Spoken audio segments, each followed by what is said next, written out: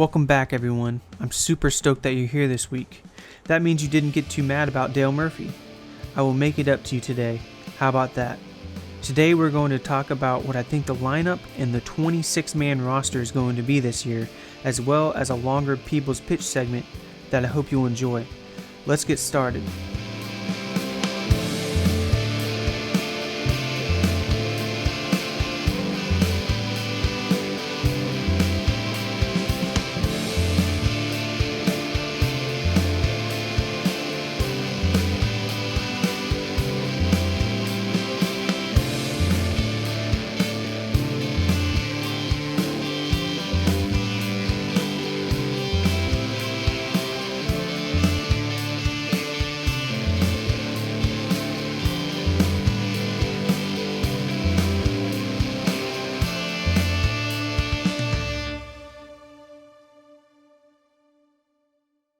Alright, let's get started.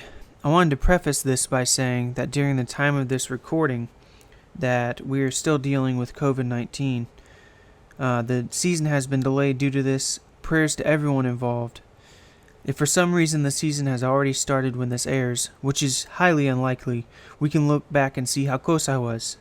I also wanted to point out that this is what I think the lineup will look like, not what I think the lineup should be. That will be a People's Pitch section of its own.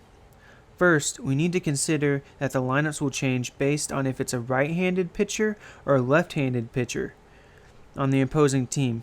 Typically, lefty batters do better against righty pitchers and vice versa.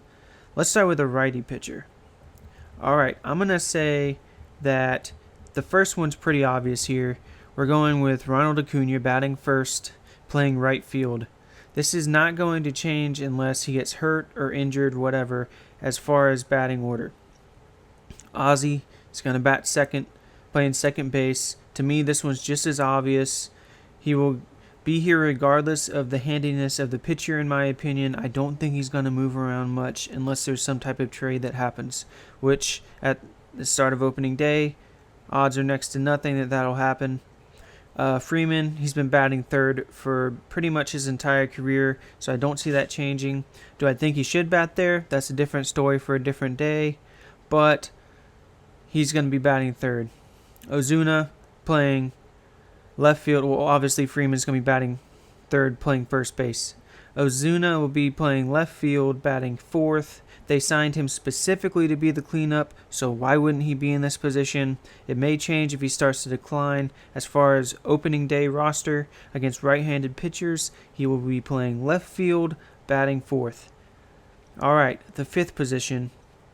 I think this one's probably the most difficult to predict. You're going to see different predictions across all different platforms, but for me, I believe Travis d'Arnaud will be batting fifth to start the season, but as the season progresses, he may move down in the order due to the fact that he bats right-handed. I will say sixth. Ultimately, all things considered, Camargo's probably going to be at third base this year starting off the season. He's a switch hitter. I think he'll be batting sixth in the order regardless, unless d'Arnaud moves in the order. Swanson, I think, will be batting seventh. He bats seventh most of the time.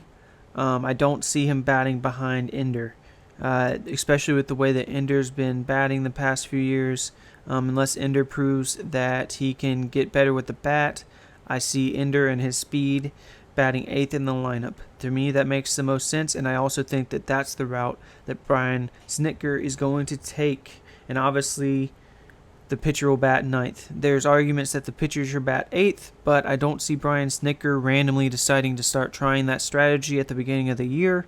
So the pitcher will be batting ninth, obviously. All right, let's look at left-handed pitchers. Yes, obviously Acuna will be batting first again. However, I see him playing center field against lefties. I see Ozzy Albies same spot playing second base. I see Freddie Freeman batting third, playing first base again. No change with Ozuna. I think d'Arnaud is even more certain that he'll be batting fifth against left-handed pitchers since he bats right. I see Duvall playing right field based on the handiness of the pitcher and the way that he bats. I think because they're going to bench Inciarte against left-handed batters. That's going to push Acuna to center, and Duvall would have the advantage, being as he bats right-handed, to play right field. He's actually better defensively than one might think as well. That would put Camargo next playing third base. Swanson will be batting last, playing shortstop. The biggest change here is shifting Acuna to center. The biggest question mark for me is who bats fifth, Duvall with his power or d'Arnaud, who had a very solid year when he was on the field last year. Another thing to consider is both catchers are going to split a lot of time, d'Arnaud and Flowers, so that will affect the lineup quite a bit.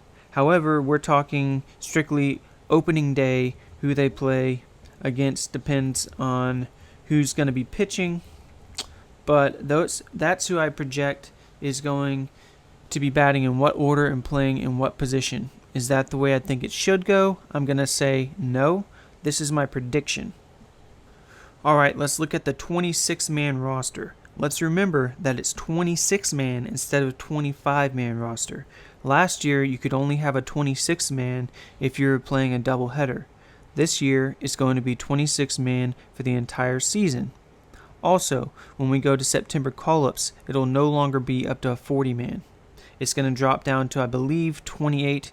Don't quote me on that, but it's in the high 20s. That being said, let's look at the 26-man roster. Obviously, we're going to have our starters, which is Ronald Acuna, Ozzie Albies, Freddie Freeman, Marcell Ozuna, Inciarte, Swanson, Camargo, d'Arnaud. Then we have who I think is going to be the starters this year. And by starters this year, I mean to start off the season. Obviously, they signed Cole Hamels to be a starter, but he is currently injured. So I'm going to say Mike Soroka, Max Fried, Mike Fotanowicz, Sean Newcomb, and Felix Hernandez.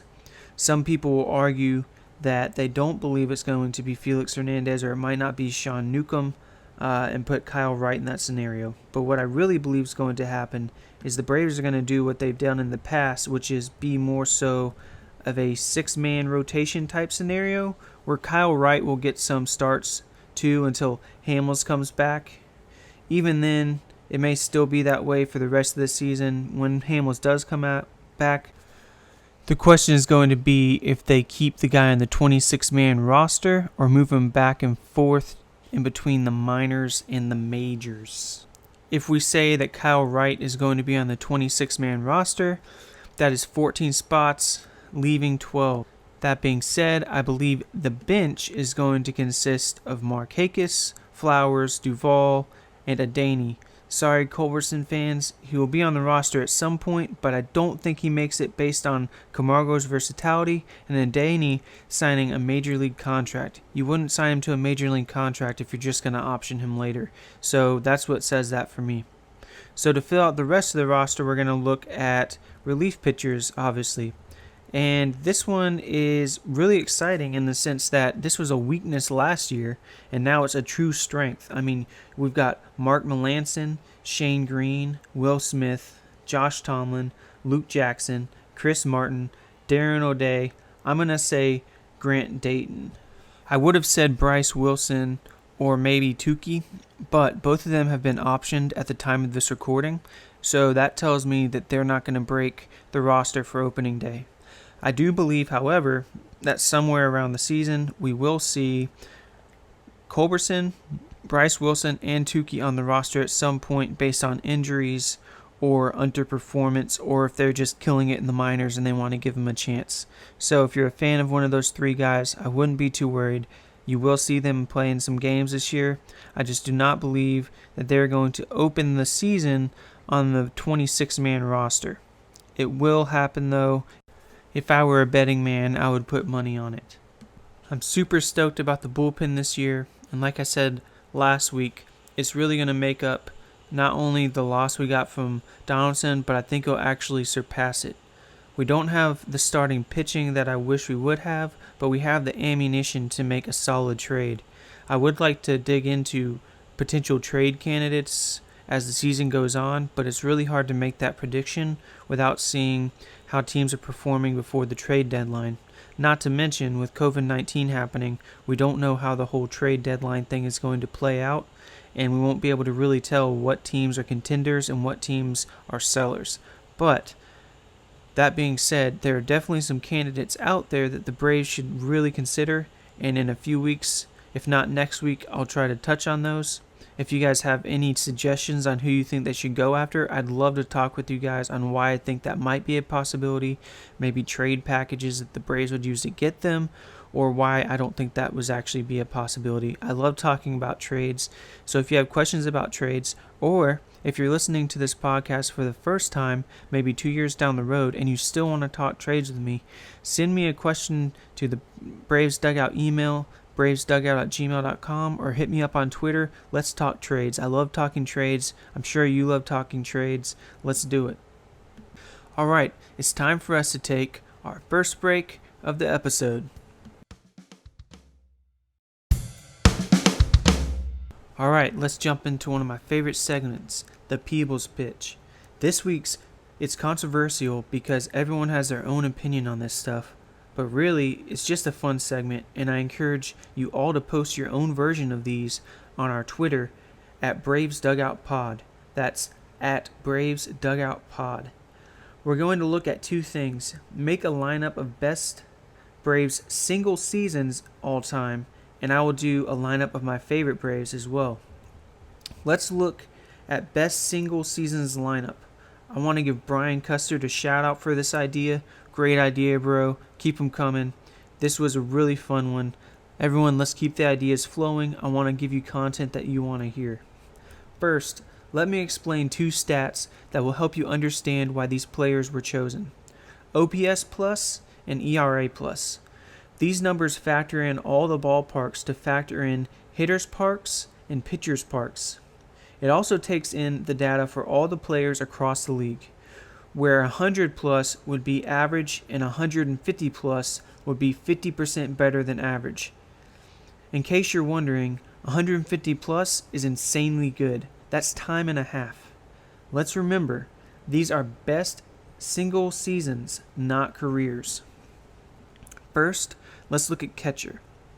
Javi Lopez of 2003. His slash line is batting average of 328, OBP of 378, slugging percentage of 687, which equals 169 OPS plus, and he had 43 homers.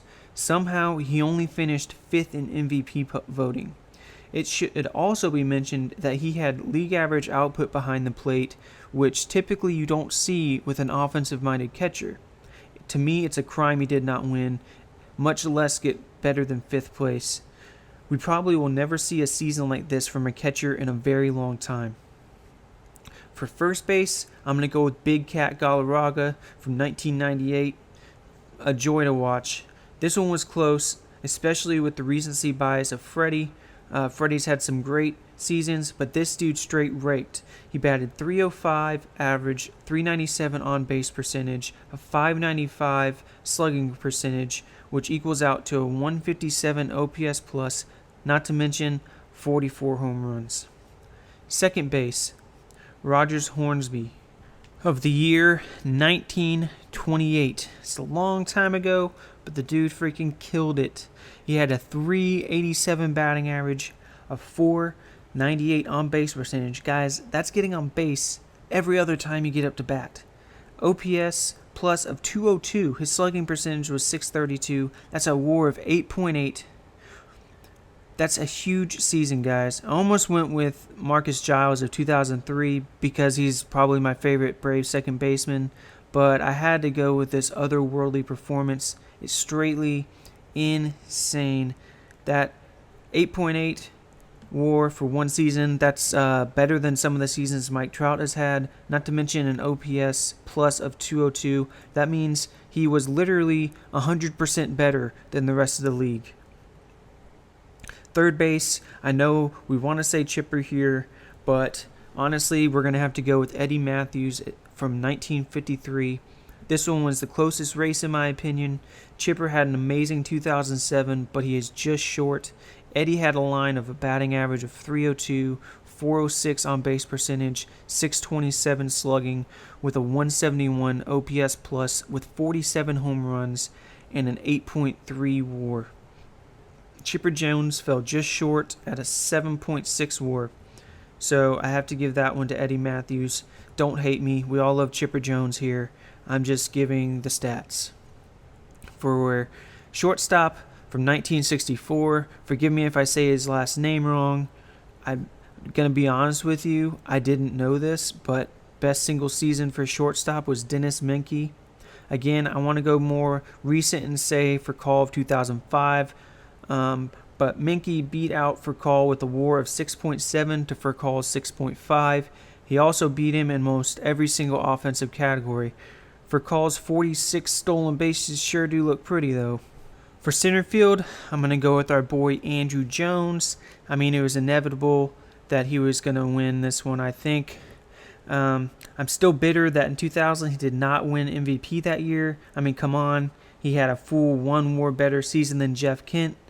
Andrew batted .303 average, .366 on base percentage with a .541 slugging percentage. His OPS was .126 and he had an 8.2 WAR. One thing to point out is that even though he did that well, I believe he had high 30 home runs, his OPS plus was still really low. And I believe this has to do that it was during the time when people were getting caught and using steroids or just coming out of the steroid era. And so there's a lot of people jacking bombs during this time. So that's why his OPS plus is a little bit lower because it's an average. And his slugging is not as high as some of the other guys here. But still, this is the best single season by a Brave center fielder. I do want to say that I need to give Dale Murphy some credit here. To me, he's second place on this list. Dale Murphy had an amazing 1987 campaign. He had a 7.7 WAR, and he actually had a decent defensive season by Dale Murphy standards. He is easily second on this list. Right field, Hank Aaron, 1963. Let's be honest, we knew that Hank Aaron was going to be the right fielder. We just didn't know what year. Offensively, he had a better year in 1959 with a 182 OPS plus and an 8.6 WAR, which is straight bonkers. But if you look at 1963, he had a better defensive year, putting him at 9.1 WAR. Let's look at left field now. In 1989, great year, the year I was born, Lonnie Smith, dude straight raked. He had a .315 batting average, a .415 on base percentage, which is insane, a slugging percentage of .533. His OPS was a 168, putting him at 68% better than the average player, and he had an 8.8 WAR season. Crazy good year. All right, let's look at the starting pitchers. I'm going to go with a 5-man rotation here. Depending on the era, there's more than 5, less than 5, but we're going to go with a 5-man rotation here. Don't be mad at me. We're just looking at stats, okay? I know that people get touchy when it comes to starting pitchers because the Braves have a great legacy of starting pitchers. We'll go with SP1 Negro, 1978. He had a 142 ERA plus and a 10 WAR. That is an insane season, guys. SP2, our boy Greg Maddux, 1995. Check this out. A 260 ERA plus with a 9.7 WAR. The caveat here is that obviously when he was on the mound with his massive 260 ERA plus was far superior, but we're looking at a full season with all stats encompassed, giving him a slightly lower WAR. But think about that, a 260 ERA plus. Are you freaking kidding me? That's 160% better than the average player. 160%.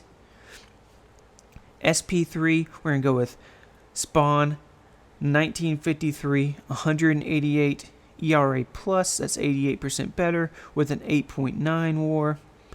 SP4, I'm going to go with Tom Glavine of 1991, 153 ERA plus and an 8.5 WAR. And for SP5, I'm going to go John Smoltz of 1996. This is when he was a starter pitcher, 149 ERA plus and a 7.3 WAR. I am going to say that I specifically picked single seasons from different pitchers here, so we didn't have multiple seasons from the same guy. Looking at relief, O'Flaherty, 2011, straight insane season. He had a 3.93 ERA plus, 3.93, you heard that right, 293% better, and a 0.98 ERA for the season. Straight insane. I didn't even realize how good he was that year until I started looking at the stats. And for Craig Kimbrell, I wanted to go Smoltz here because he had 55 saves in a season, but one, I use him for an SP already. But Kimbrell's numbers are video game-like this year. You thought 3.93 ERA plus was crazy. Kimbrell had a 3.99 ERA plus. That's almost 300% better than the average reliever, while striking out 116 batters and only walking 14. This is a reliever, guys. He had 116 strikeouts as a reliever. That's straight insane. Now, one thing I'd like to do is I'd like to create a lineup based on these guys. So we're going to take these single season guys, put them into a lineup. Figured this would be a blast. So let's get started with that. Batting first in the order, I'm going to go with Menke here. With the speed and the OBP combo that he displays, to me, this is a no-brainer.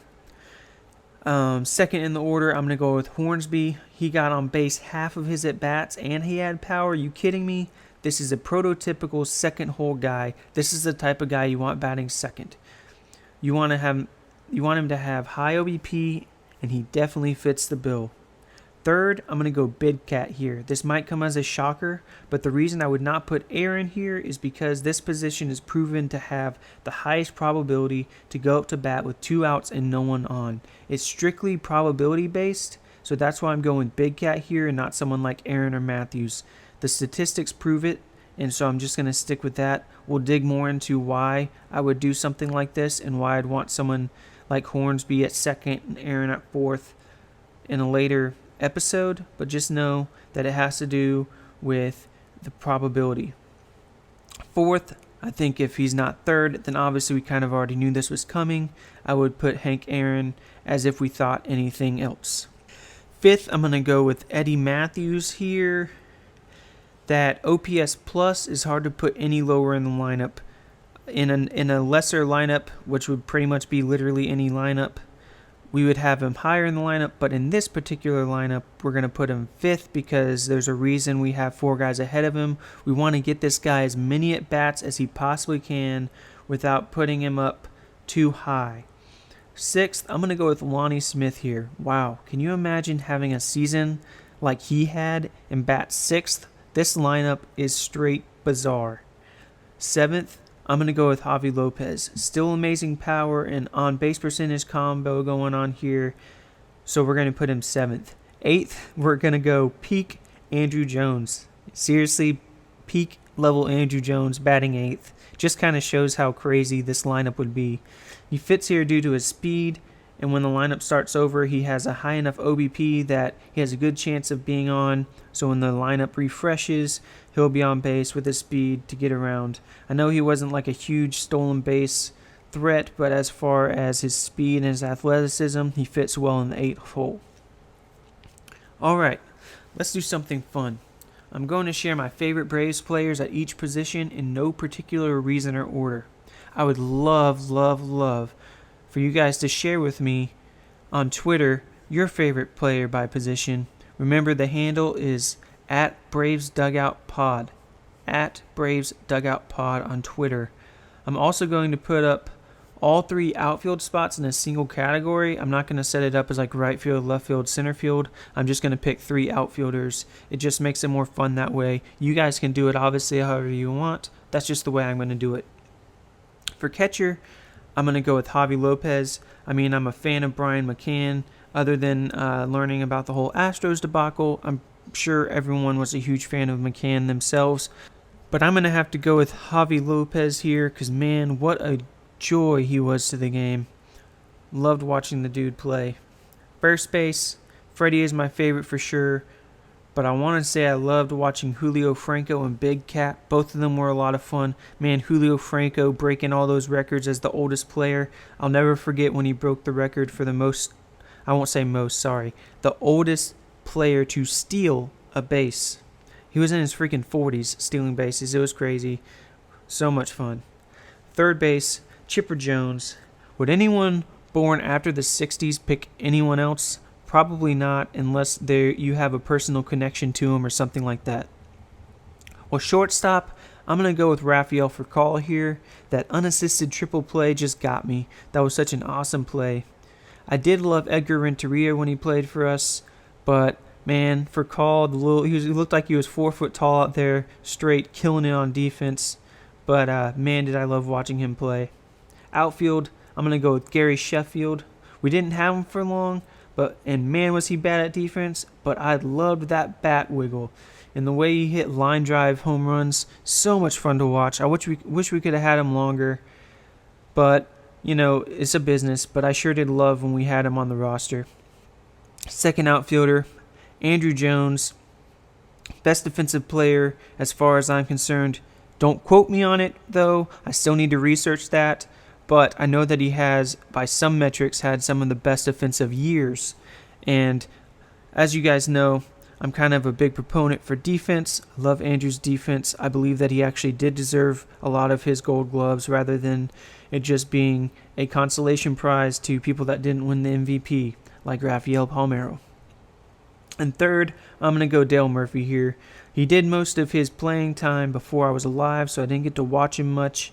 But the things that I have seen and the way that he captivated the Braves fan base during the era that he was in, it just speaks for itself. There's a ton to name here, though. I also love David Justice and Brian Jordan. They were both fun to watch. Brian Jordan was such a great character. But Dale Murphy, the impact he had on the Braves fan base makes him a favorite of mine. Sorry I bashed him last week. That wasn't the intent. I was more trying to show statistics and logic away from emotion. Great all-time Brave. He 100% deserves to be in the Braves Hall of Fame, no doubt in my mind. For starting pitchers, number one, I'm going to go with John Smoltz. I kind of have a personal reason why. I love collecting his baseball cards. But a fun fact is I was actually at the spring training game where he got injured, which resulted in him moving into the bullpen. Dude was a straight beast. Loved watching him pitch. Number 2, SP2. Again, no particular order. Tim Hudson. Straight pitching stud. And he graduated from Auburn, so that helps. I'm an Auburn fan if you guys didn't know. Sorry. Don't quit listening to my podcast if you're an Alabama fan. I still want you to listen, but I'm an Auburn fan. You'll probably catch that in some later podcast. Tim Hudson, straight baller. I hate that he couldn't win a World Series with the Braves uniform, but I am happy for him that he won one with the Giants. Third, I'm going to go with Tom Glavine. 100% belongs in the Hall of Fame. Such a great lefty. Man, I wish I could go back and watch him pitch more. And then, obviously, you kind of would have guessed with the trend I'm going, Greg Maddux is going to be on there for me. Everybody loves Greg. Such an artist with the ball. And then fifth, this one was hard, but I'm going to go with my age and the way I grew up. My older sister was actually a Braves fan as well, and so I watched games with her, and I loved watching whenever Steve Avery was on the mound. So I'm going to go with Steve Avery fifth. Boring and predictable on the SPs, I know, but those are my 5. They're my favorites. As far as relief pitcher, I'm going to go recent here. I'm a big fan of Sean Newcomb. I know he has not lived up to the hype. They had to move him to the bullpen, and that's why I have him as the RP role. And I know he walks too many people, but man, when he is on, the dude is a straight stud, and I love his curveball. I can't imagine batting against someone that tall and that commanding with that type of curveball. I just enjoy watching him pitch. As far as closing pitchers, I put Smoltz as a starting pitcher, so I'm going to default to Kimbrel here. When he was in a Braves uniform, man, it was almost automatic. His stuff was such lightning. When he was in his prime, he was the best reliever in the league, hands down. A lot of people will argue that Mariano Rivera should be considered the best at the time because of his track record and his postseason play. But as far as statistically goes, Kimbrel was better than Mariano Rivera even in his prime, and to me, it's not even close. Although I would say I wouldn't complain if I had Mariano on my team. That's not what I'm saying. I'm just saying Kimbrel was a straight beast on the mound. Don't forget, everyone, to post your favorites on Twitter. Even if you're listening to this 3 years after it's recorded, I still want to see your favorite players on Twitter. I'd love to see that stuff. Let's talk about it. Again, the Twitter handle is @BravesDugoutPod.